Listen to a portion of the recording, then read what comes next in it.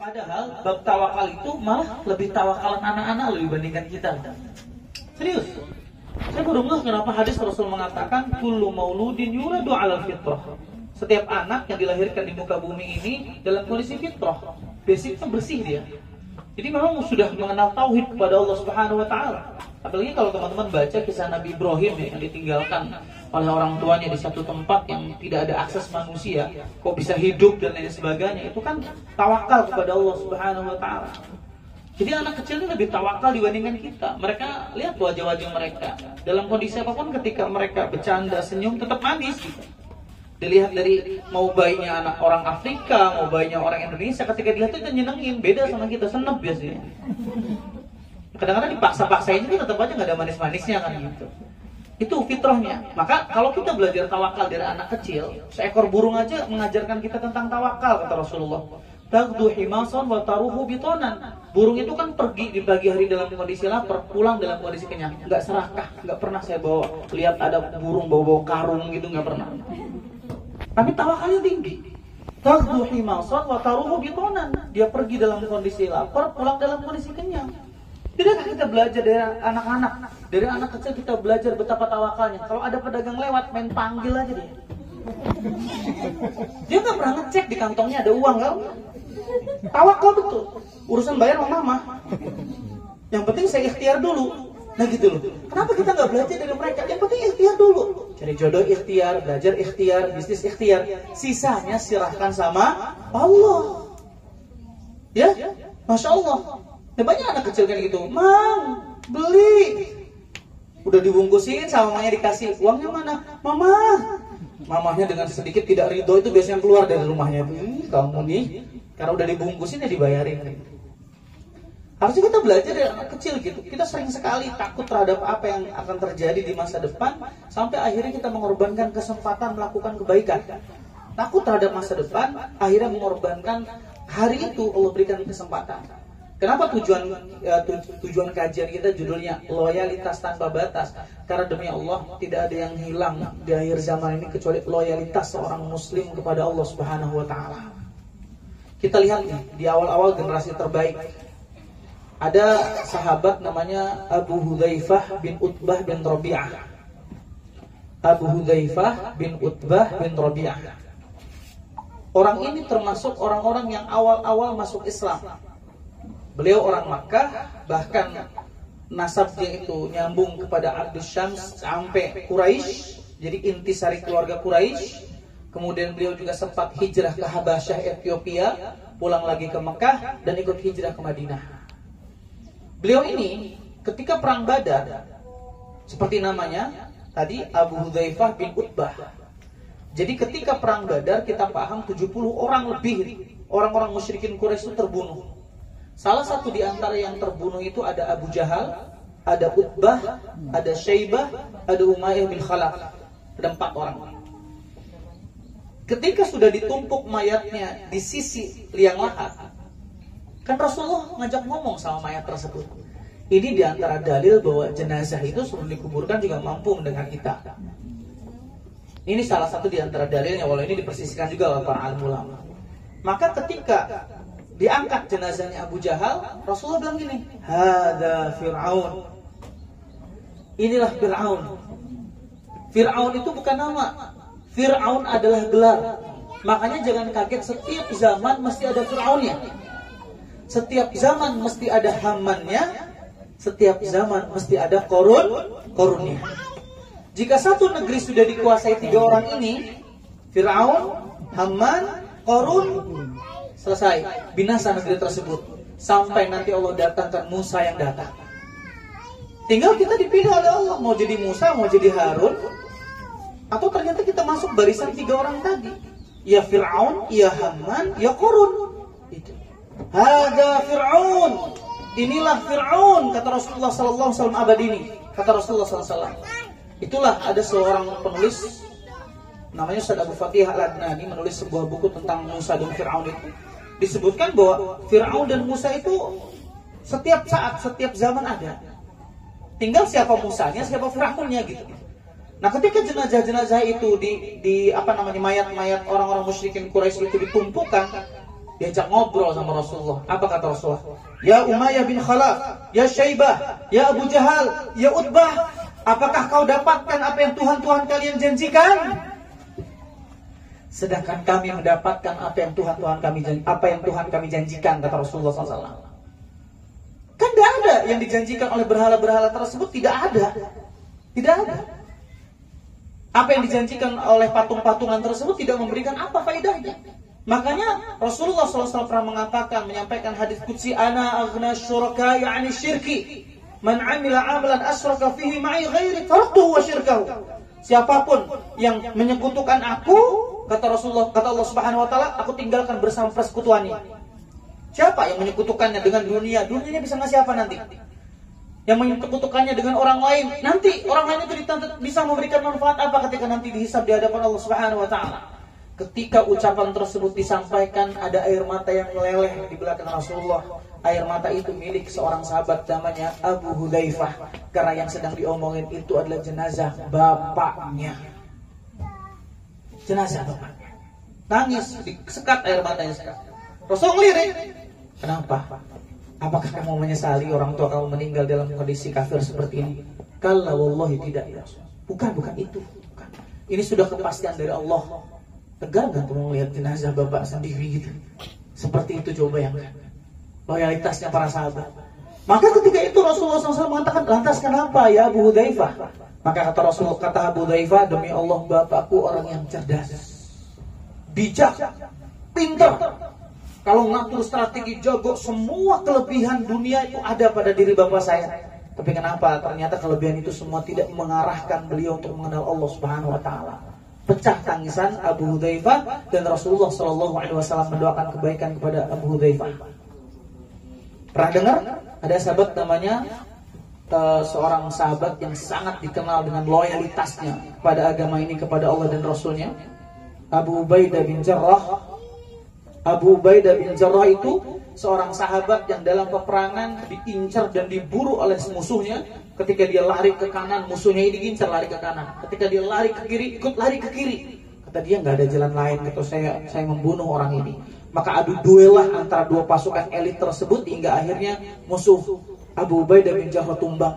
Tahukah di dalam helm besi itu isinya siapa? Di dalam helm besi itu adalah bapaknya. Nangis, sedih. Tapi karena Allah mengatakan orang-orang yang mencintai Allah dan Rasulnya tidak akan pernah mau dan bisa bermesra-mesraan dengan orang-orang yang memusuhi Allah dan Rasulnya. Itulah dalam kitab kita, dalam agama kita disebut dengan bab al-wala wal barra. Loyalitas kepadanya siapa, kebenciannya kepada siapa. Salah menaruh cinta merusak akidah, salah menaruh kebencian juga merusak akidah kita. Masya Allah. Kita paham bahwa fitnah terbesar kita adalah keluarga. Itu sudah disampaikan oleh Allah di dalam Al-Quran, innama amwalakum wa auladakum, hartamu, anak-anakmu, fitnah, semuanya fitnah. Jangan kita anggap bahwa anak itu ia satu amanah, ia satu anugerah, anak juga fitnah. Jangan dianggap istri, baik 1, 2, 3, dan 4 itu cuma kebagian, itu juga fitnah. Semuanya fitnah. Bahkan Allah memberikan tawaran, kata Allah Subhanahu wa taala ketika Allah menyebutkan fitrahnya manusia mencintai, zuyyina lin-nasi hubbus syahawati minan nisa. Wajar kita ini nih, laki-laki ini suka yang samanya perempuan. Perempuan pun suka sama laki-laki, normal. Wal banin, suka sama anak-anak. Siapa orang yang tidak senang dengan anak-anak? Tidak sedikit uang yang dikeluarkan, tidak sedikit upaya yang dikerahkan untuk mendapatkan seorang anak. Belahan hati tadi. Wal qanatiril muqantarah, perhiasan, hewan-hewan tunggangan. Anak baru paham ayat ini ketika kemarin berkunjung ke Sadik Stable. Kenapa Allah menyebutkan wal khairil musawwamah, tunggangan?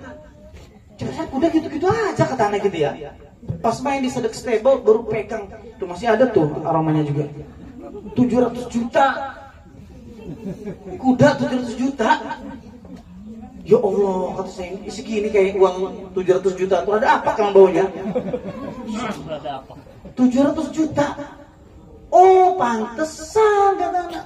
Allah menyebutkan wal khairil musawwamati wal an'am. Pertama tunggangan, yang kedua hewan ternak.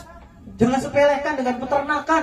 Demi Allah, ras bangsa manusia awal kali hidup itu tugas utamanya, kerjaan utamanya dua, kalau nggak bertani, beternak. Dua ini diambil oleh musuh-musuh Allah hari ini. Nggak promosikan yang ada kayak gini kan? Serius, coba peternakan terbesar punya siapa? Orang kafir. Pertanian terbesar punya siapa? Orang kafir. Sedangkan dua ini yang setiap hari kita makan. Nah, kalau makanan kita sembelihannya tidak halal, kemudian makanan yang dimakan buah-buahannya juga tidak terjamin keberkahannya, dikonsumsi oleh kita ngadah ke langit, ya Rabbi, wa mat'amu haram, wa mashrabu haram, wa malbasu haram, wa ghudhiya bil haram, fa anna yustajabu lidzalik. Makanannya haram, minumannya haram, pakaiannya dipakai dengan haram, dikenyangkan dengan sesuatu yang haram. Bagaimana mungkin doanya bisa diijabah? Masya Allah, luar biasa. Jadi semua deretan itu adalah hal-hal yang manusiawi dicintai oleh kita.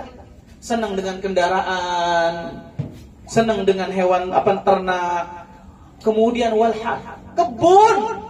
Lihat kebun tuh pertanian tuh, Masya Allah, berhektar-hektar, luas mata memandang, sapinya banyak, kambingnya banyak, naiknya kuda gitu. 700 juta nih, tambah 300 dapat alpat nih. Bayangkan di kebun naik duit 1 miliar, bayangkan.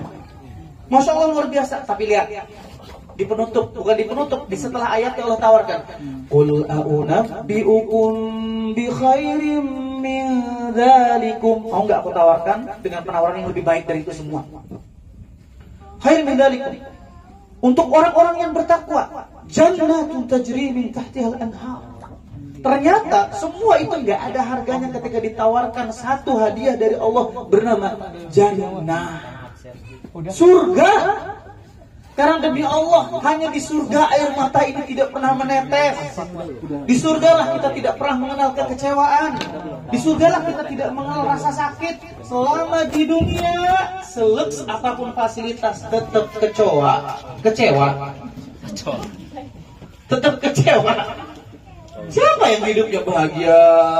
Walau yang disebutkan tadi ada istri, ada anak, ada perhiasan, ada kebun, hewan tunggangan, semuanya ada. Tetap saja dunia itu darul ibtila. Dunia itu negerinya ujian. Mengenal rasa sakit, tempat di mana kita merasakan kekecewaan, itu dunia. Itu dunia. Tapi kalau kita melihat bahwa hari ini kita merasa kecewa dan lain sebagainya, normal, karena itu di dunia. Pagi kita senang, malam sudah berubah hatinya. Pagi senang lagi, seperti itu dunia, siklus dunia. Tidak pernah mengajarkan hal-hal yang abadi. Senang yang tidak abadi, susah dan sedihnya juga tidak abadi. Begitulah dunia. Makanya ketika hari ini siapapun di antara kita yang datang pada hari ini dengan rasa kecewa, sakit, demi Allah, sebentar lagi ada kebaikan yang akan kita dapatkan. Yang ngehibur aja, mati penantian biar terhibur aja bang sebenarnya. Karena memang di dalam Al-Quran juga satu paket, inna ma'al usri yusra, bersama kesulitan ada kemudahan. Bersama kesulitan ada kemudahan. Itulah yang menjadikan kenapa para salaf, terutama para sahabat, itu loyalitasnya tanpa batas, kecintaan. Kalau orang sudah loyalitasnya tanpa batas, masih ingat pengorbanan yang dilakukan oleh anaknya Nabi Adam alaihissalatu wassalam, Qabil dan Habil. Bukankah ketika itu dituntut untuk mengorbankan dengan pengorbanan yang terbaik? Yang satu mengorbankan hasil perkebunannya, yang satu mengorbankan hasil peternakannya. Dan Allah menerima peternakannya tadi. Dengan cara apa? Ditaruh di pegunungan, bukit yang tinggi, kemudian ada kilat menyambar, itu tandanya diterima pengorbanannya. Ini dikenal sampai nabi-nabi sebelum Rasulullah. Makanya ketika di zaman Nabi harta ghanimah itu dihalalkan, di zaman sebelum Nabi harta ghanimah itu tidak halal. Semuanya dikumpulkan di bukit, sambar geledek, dan harus imani. Selesai, Allah menerima persembahannya.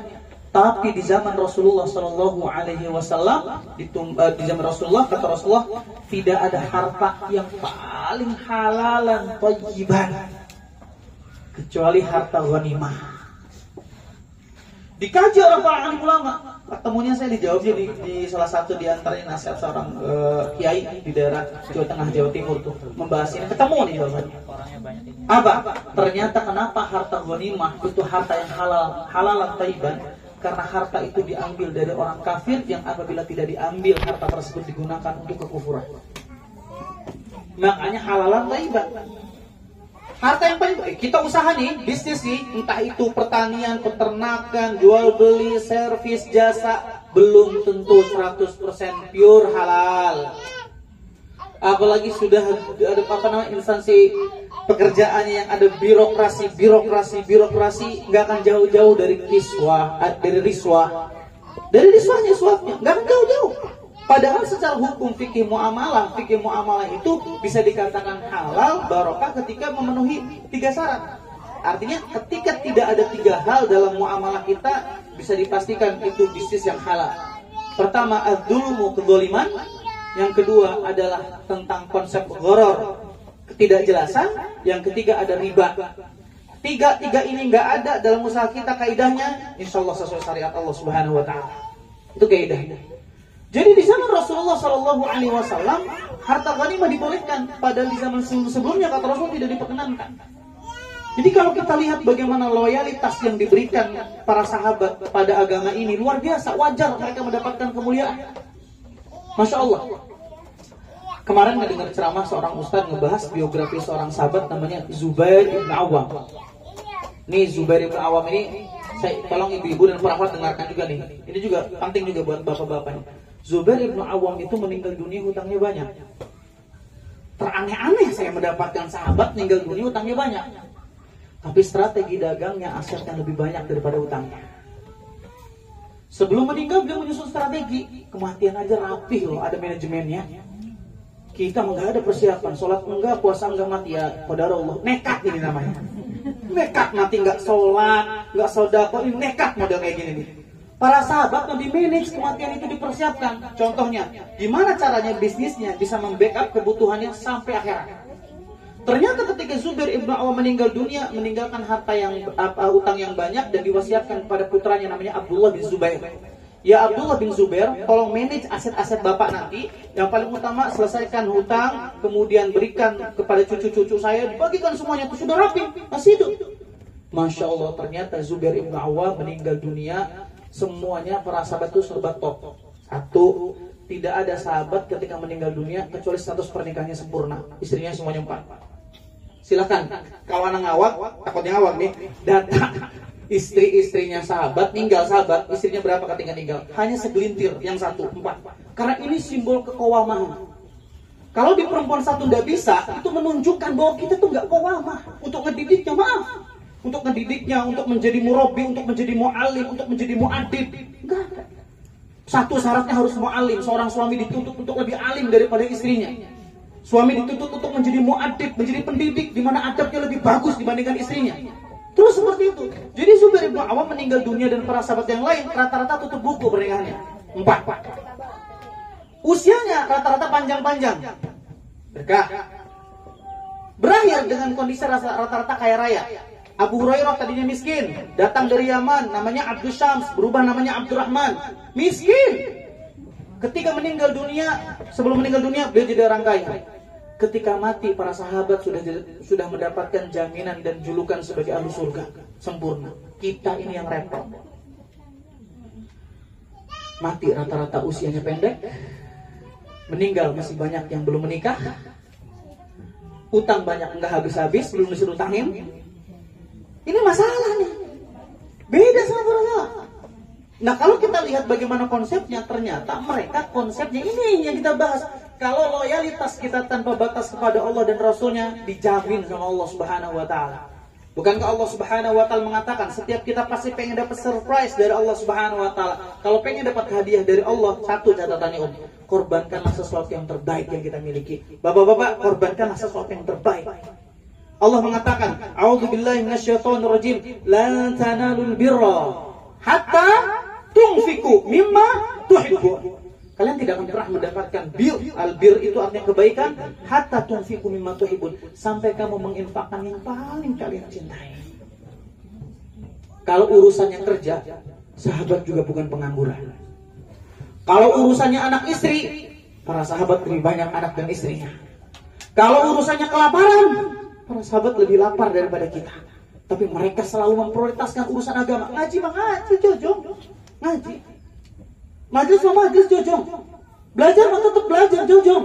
Karena tidak ada toleransi ketika kita berhadapan dengan malaikat maut. Tidak ada toleransi. Ketika kita nanti dihisab, tidak ada toleransi. Injury time, minta waktu tambahan. Nggak ada. Sesalnya orang-orang yang dimasukkan ke dalam kubur itu minta satu kesempatannya. Pengen banget dibalikin ke dunia amal salihan, pengen beramal soleh. Cuma sayang, penyesalan itu hanya tinggal penyesalan. Makanya para akhwat dan ikhwan yang dibilang Allah Subhanahu wa taala, ketika loyalitas para sahabat yang begitu luar biasa ini itu diberikan dicontohkan oleh Rasulullah Shallallahu Alaihi Wasallam. Bagaimana Nabi loyalitasnya luar biasa. Nabi dalam surah At-Tahrim itu kan Nabi pernah ditegur oleh Allah Subhanahu Wa Taala gara-gara Nabi mengharamkan apa yang Allah halalkan. Kok bisa seorang Nabi? Ada beberapa riwayat yang menyebutkan, salah satu diantaranya kan surah At-Tahrim kan bunyinya gini, A'udzubillahi minasyaitonirrajim, ya ayyuhan nabi, wahai para nabi, lima tuharrimu ma ahallallahu lak. Kenapa kau haramkan apa yang sudah Allah halalkan bagimu?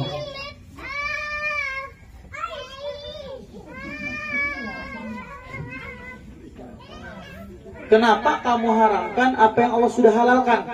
Kata Allah kepada Rasulullah Sallallahu Alaihi Wasallam. Dibaca-baca beberapa tafsirnya, ternyata penjelasan tafsir ini takutnya istri mengharamkan apa yang Allah halalkan atau suami mengharamkan juga apa yang Allah halalkan untuk istrinya. Ternyata salah satu diantaranya ketika Rasulullah Shallallahu Alaihi Wasallam, ini ada beberapa pendapat, menggilir istri-istrinya. Ada salah satu istri yang digilir sama Rasulullah. Rasul datang terlambat kepada Ibunda Aisyah dan Hafsah, marah istrinya. Ketika marah, apa yang terjadi? Ketika marah ditegur. Udah nggak usah ke situ-situ lagi. Ada pendapat ulama ditegurnya karena minum madu, yang satu ada karena memang menggigit istrinya. Pertanyaan anak, istri itu halal atau haram? Madu itu halal atau haram? Nabi mengatakan, ya sudah, saya nggak kesana dan nggak minum madu tersebut. Ditegur sama Rasulullah. Apa gara-gara litabtaghi mardhata azwaji? Gara-gara supaya istri kamu tenang, cari ridho istrimu, kamu mengharamkan apa yang Allah halalkan? Sekarang bukankah hal demikian ini banyak terjadi di rumah tangga kita? Betapa banyak seorang pemimpin rumah tangga menghalalkan apa yang Allah haramkan gara-gara istrinya, dan mengharamkan apa-apa yang Allah halalkan gara-gara keluarganya. Maka keluarga itu fitnah luar biasa. Jadi fitnah luar biasa buat kita semuanya. Fitnah dahsyat, fitnah keluarga itu. Buat yang masih sendiri-sendiri nih, buat masih yang single-single nih, jangan sampai salah memilih pasangan yang memberatkanmu dalam urusan akhirat. Berat betul. Berat betul. Tidak sedikit seorang akhwat yang bercerita, Ustaz, ya Allah, mau kajian aja ini susah dan sebagainya, padahal dia juga tidak memenuhi kebutuhan saya dalam masalah ilmu. Masya Allah. Tidak sedikit seorang laki-laki yang harusnya berpotensi melahirkan banyak kebaikan dalam agama, tertahan langkah kakinya gara-gara seorang istri. Tidak sedikit seorang ayah yang alim berubah jadi jahil sampai mengambil harta orang lain demi kebahagiaan seorang anak. Di daerah Sumatera itu pernah terjadi. Ada seorang bapak-bapak yang diamuk sama anaknya gara-gara pengen motor. Ngamuk. Hingga akhirnya tidak ada pilihan dari seorang bapak itu, akhirnya bapaknya jadi curanmor. Ketika di salah satu kebun karet, kalau antum tahu di Lampung kan kebun karetnya luas-luas gitu ya. Lewat motor, dan yang itu spek motor yang diinginkan oleh anaknya, dengan nekat disabetlah lewat senjata tajam dan terbunuhlah orang yang naik kendaraan tersebut. Pakai helm, pas dibuka ternyata putranya sendiri yang minjem motor kepada temannya. Masya Allah, sampai segitunya gelapnya mata. Masya Allah, luar biasa. Di Pandeglang baru-baru ini ada seorang ibu yang baru melahirkan langsung dicekik anaknya dengan kain. Saya mati. Alasannya karena cemoohan keluarga, suaminya tidak bertanggung jawab dan lain sebagainya. Masya Allah, fitnah luar biasa. Jadi nggak kuat-kuat diberikan amanah di dunia ini, kalau kita nggak paham tentang konsep untuk apa kita diciptakan, pegel. Tapi kalau kita ngerti untuk apa kita diciptakan, mati pasti, capek iya, lelah iya, ya nerima. Gimana? Ada orang minta, Ustaz, saya ada tulisan tuh keren banget, tulisannya gini, Ustaz, saya minta nasihat tapi tolong jangan ngomongin syukur dan sabar. Jadi mau konsul ceritanya, tapi jangan dikasih solusinya syukur dan sabar. Itu sih. Obatnya dibuang. Ya kerok ya. Kalau orang mau konsultasi, tapi belum jawab si Ustaz udah ngomong, tapi jangan ngomongin syukur sabar aja Ustaz, cari solusi gitu. Jangan syukur sabar, lah repot. Wong Rasulullah sallallahu alaihi wasallam mengatakan ajaban li amril mu'min inna amrahu kullahu khair. Wa laisa dzalika li ahadin illa lil mu'min. Kata Rasulullah sallallahu alaihi wasallam, sungguh menakjubkan perkara seorang muslim, orang mukmin. Inna amrahu kullahu khair. Sesungguhnya semua perkaranya adalah kebaikan. Inna amrahu kullahu khair. Wa laisa dzalika li ahadin illa lil mu'min. Dan itu terjadi kecuali bagi pribadi yang beriman. Apa? Simple. In a'jabathu syarra sabar, fakana khairan lahu. Wa in asabatu sarra syakara, fakana khairan lahu. Jadi kalau kita ibarat seekor burung, kalau ingin terbang tinggi itu cukup memiliki dua sayap. Sama ketika seorang mukmin ingin terbang sampai menuju surga, cuma dibutuhkan dua hal dalam hidupnya, syukur dan sabar. Jadi sebenarnya hidup ini meracik gimana caranya meletakkan kapan syukur, kapan sabar, gitu doang sebenarnya. Ya? Iya betul kan, gitu betul. Jadi tepat kapan syukur, tepat kapan sabar, udah bismillah masuk surga. Ya, sama berpasangan kan seperti itu kan? Kapan syukur, oh ini disyukurin nih, masya Allah, alhamdulillah. Kapan sabar, ini udah mendung kayak gini, udah nih sabar kan gitu. Jadi kapan syukur, kapan sabar itu poinnya. Jadi para sahabat kenapa dimulakan oleh Allah Subhanahu Wa Taala? Sebab pengorbanan para sahabat itu loyalitasnya tanpa batas. Kita paham ya, di perang Badar itu kan peperangan pertama itu peperangan yang secara darah atau family masih berhubungan. Ada yang keponakan melawan mamangnya, ada yang bapak melawan anaknya, ada yang kakak sama adik bertempur. Artinya, masya Allah secara darah sangat dekat. Secara darah sangat dekat. Tapi menunjukkan tadi, kalau kita kan nggak enak, ya udah. Akhirnya ketidakenakan kita itu sampai nanti akhirnya menjadi apa? Menjadi saling tuntut-tuntutan di pengadilan Allah Subhanahu Wa Taala. Suami istri nanti akan tuntut-tuntutan, sahabat-sahabatnya pasti akan tuntutan. Kata Allah, al-akhillau yauma idzin ba'dhum li ba'din adu ilal muttaqin. Orang yang saling mencintai itu nanti akan saling bertuntut-tuntutan di hadapan Allah kecuali orang yang bertakwa. Suami istri sama.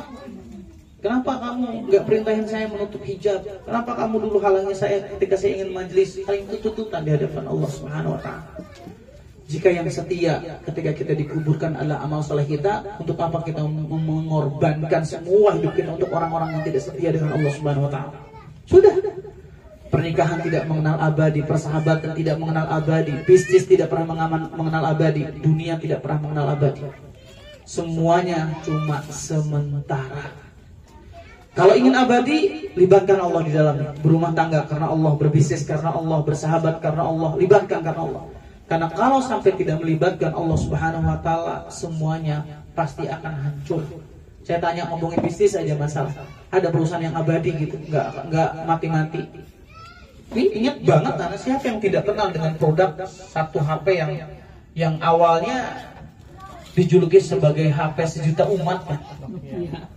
Nokia. Kalau suami kan Nokia ya, kalau suami mah Nokia gitu. Semuanya hampir punya dan orang bangga dengan produk tersebut. Tapi lihat, mudah bagi Allah untuk menghilangkan, hilang gitu aja. Begitulah siklus dunia gitu. Jadi mumpung kita diberikan kesempatan, masih bisa makan, masih makan beribadah.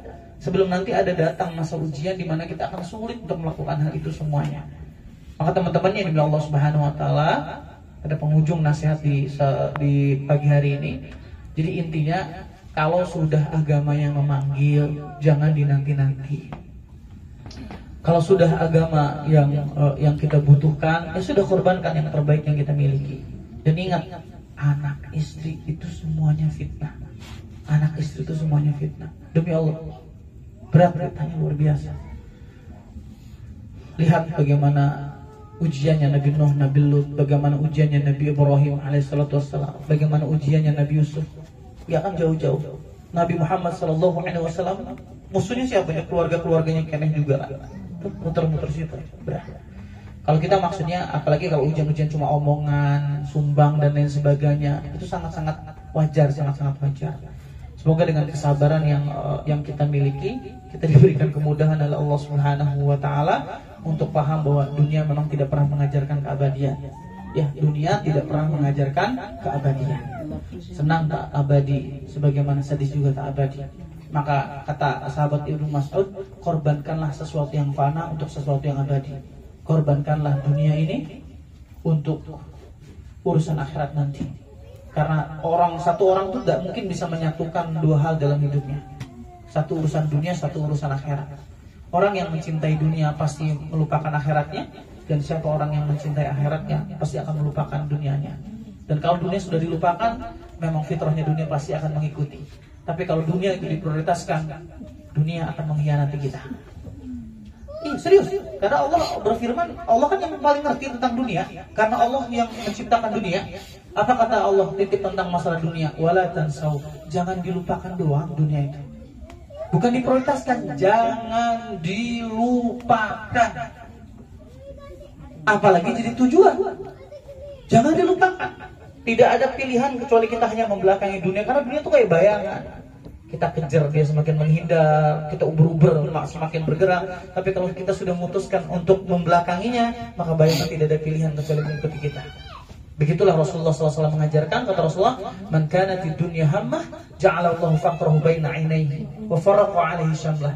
Siapapun yang hidupnya observasinya adalah obsesinya adalah dunia, maka Allah akan menjadikan kefakiran. Matanya fakir, miskin katanya, kurang dan wa farraqa 'alaihi syamlah, urusannya dirusak, dipecah belakang, urusan keluarga hancur, urusan ini hancur, urusan ini hancur. Itu orang yang sudah mencintai dunia. Ciri-cirinya seperti itu. Mungkin dia bagus dalam masalah manajemen perusahaan, tapi tidak bagus dalam masalah manajemen akhirat.